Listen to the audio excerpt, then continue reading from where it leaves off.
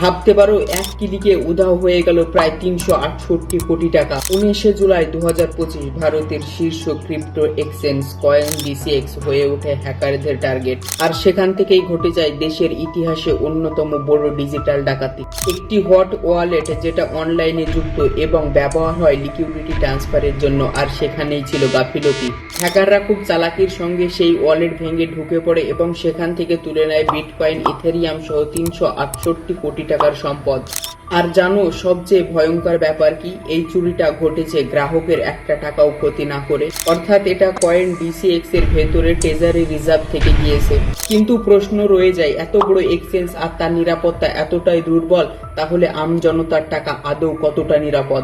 এটা শুধু হ্যাক নয়, এটা ভারতের ডিজিটাল নিরাপত্তা নিয়ে এক বড় সতর্ক সংকেত।